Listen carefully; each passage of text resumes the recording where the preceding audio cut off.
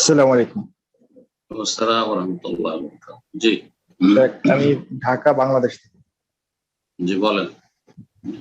যে শেখ, আমরা জানি যে আমরা বিয়ে করার সময় আমাদেরকে দিনদার পাত্রী নির্বাচন করার জন্য রাসূলুল্লাহ সাল্লাল্লাহু আলাইহি ওয়াসাল্লাম আমাদেরকে নির্দেশ দিয়েছেন।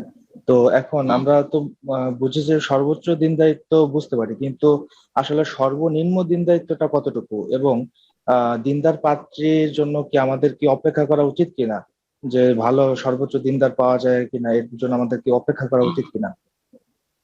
জি। বয়স যখন হয়ে যাবে বিয়ের, ছেলে হোক অথবা মেয়ে হোক, তখন বিয়ের জন্য তাড়াতাড়ি করতে হবে, যাতে করে নিজেকে গুনাহ থেকে বাঁচানো সম্ভব হয়, মুসলিম উম্মার সংখ্যা বৃদ্ধি করা সম্ভব হয়, এবং আল্লাহর নেক বান্দা পৃথিবীতে বৃদ্ধি পায় যারা আল্লাহ রাব্বুল আলামিনের জমিনে আল্লাহর ইবাদতবন্দি করে। এ সমস্ত ভালো লক্ষ্য উদ্দেশ্য নিয়ে বিয়ে শাদীতে তাড়াতাড়ি এগিয়ে যেতে হবে। যুবক যুবতীদেরকে, ছেলে মেয়েদেরকে বিলম্ব করা ঠিক নয়। এবং আম্বিয়া রাসূলগণের সুন্নত হচ্ছে বিয়ে করা। বাকি কথা হলো যে বিয়ে শাদীর ক্ষেত্রে সর্বনিম্ন আপনার দিনদারি, সর্বঊর্ধ্বে দিনদারি, বা বলছেন যে বুঝেন, সর্বঊর্ধ্বে দিনদারি কারোর মধ্যে আসতে পারে না।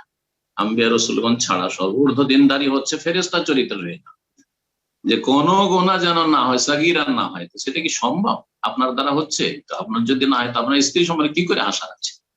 যেমন আপনি হবেন তেমন আপনি আপনার স্ত্রী পাবেন। আপনি নিজে কাবিরা গুনাহ করতে থাকবেন আর ভাবেন যে আমার স্ত্রী এমন নেক হইতে হবে, এমন দিনদার হইতে হবে, যাতে করে সাগীরা গুনাহ না হয়। অসম্ভব কথা।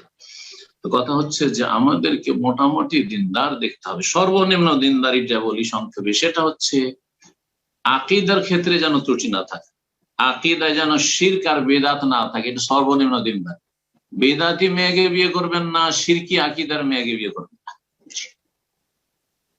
2 নম্বর, সর্বনিম্ন দিনদারি হচ্ছে যে ফরজ অজব গুলি ঠিক করে আদায় করছে। 5 ওয়াক্ত সালাত ফরজ, ইজা সাল্লাত খামসাহা, 5 ওয়াক্ত সালাত পড়ে, ওয়াসামাত শাহরা, রমজান মাসে সিয়াম পালন করে, পয়সা থাকলে তখন যাকাত দিবে। কিন্তু মেয়েদের সাধারণত পয়সা থাকে না, এই জন্য হাদিসে এখানে যাকাতের কথা আসেনি। ওয়া আহসানাত ফারজাহা, লজ্জা স্থানের সুরক্ষা করে, স্বামীর জন্য সে বরাদ্দ রেখেছে, লজ্জা স্থানের হেফাজত করে, ইজ্জত আবরুর হেফাজত করে। ওয়া তাআত বালাহা, বিয়ে শাদী হলে স্বামীর আনুগত্য করে, স্বামীর কাছে অহংকার প্রদর্শন করে না যে আমার ডিগ্রি আছে, আমি স্বয়ং সম্পন্ন, আমার চাকরি আছে, তুমি কি, তুমি থাকো আর না থাকো, তোমাকে নিয়ে চল আর না চল। এই জন্য তালাক বেশি হচ্ছে আজকাল। মেয়েরা বেশি শিক্ষিত হতে চলেছে, মেয়েদের মধ্যে অহংকার ঢুকে গেছে, মেয়েরা ছেলেদের মতো সার্ভিস করা, চাকরি করা শুরু করেছে সরকারি বেসরকারি সেক্টরে, যার ফলে নিজেকে কি মনে করছে, আর আহস্তান না হচ্ছে।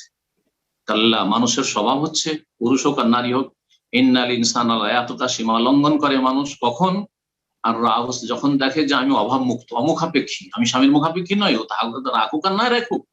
এই জন্য তালাক আজকাল বেশি হচ্ছে। আল্লাহ যেন হেফাজত করেন। তো বলছি যে সর্বনিম্ন দিনদারির দ্বিতীয় পয়েন্ট বললাম যে ফরজ অজেব গুলি ঠিকঠাক করে, আর তৃতীয় হচ্ছে যে হারাম কাবিরায় লিপ্ত না, প্রকাশ্য কোনো কাবিরা গুনাহ দেখতে পান না, তার সতীত্ব ঠিক রেখেছে, তার এরকম কোনো ব্যাড রিপোর্ট নেই যে কারো সাথে গোপনে প্রেম করে, এসব নেই। আর যেসব আরো হারাম রয়েছে, সেসব হারাম খাওয়া, হারাম দেখা, হারাম চলা, এগুলো থেকে বেঁচে থাকে, তাহলে সর্বনিম্ন দিনদারি আছে। ফরজ ওয়াজিবের হেফাজত করা, হারাম নাজায়েজ থেকে বেঁচে থাকা, সহি আকীদার হওয়া। এটা পুরুষের ক্ষেত্রে হোক অথবা নারীর ক্ষেত্রে হোক। অনেক বোনরা প্রশ্ন করেন যে আমি খুব দিনদার ছেলে চাই, এতটা যথেষ্ট? যদি এমনকি কিছু গুনাহ থাকে, কিছু গুনাহ থাকে, দাড়ি নেই, তার মানে বিয়ে করা যাবে না এমন কথা নেই। দাড়ি নেই বিয়ে করবে, দাড়ি নেই একটা গুনাহ আছে, কিন্তু তার 5 ওয়াক্ত সালাত যদি ঠিক থাকে, বিয়ে করুন। দাড়িওয়ালা, শুধু দাড়িওয়ালা খুঁজে সব মেয়েরা কোথায় পাবেন আপনি? ঠিক ওই রকমই পুরোপুরি পর্দা চাই, যেন চেহারা ঢাকা হয়। হতে পারে দিনদার, সব ঠিক আছে, কিন্তু চেহারা ঢাকে না, সে ইখতিলাফ মাসলা মনে করে যে চেহারা ঢাকাটা ওয়াজিব নয়, মুস্তাহাব।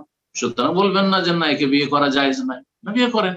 তারপরে আস্তে আস্তে আস্তে আস্তে হতে পারে যে এই বিষয়টি মেনে নেবে, আর তখন সেও চেহারা ঢাকা শুরু করবে। অথবা মুস্তাহাব হইলো, কাজটি তো ভালো। যারা বলছে যে চেহারা ঢাকা ওয়াজিব নাই, তারা কি চেহারা ঢাকতে নিষেধ করছে? তারাও বলছে চেহারা ঢাকলে ভালো।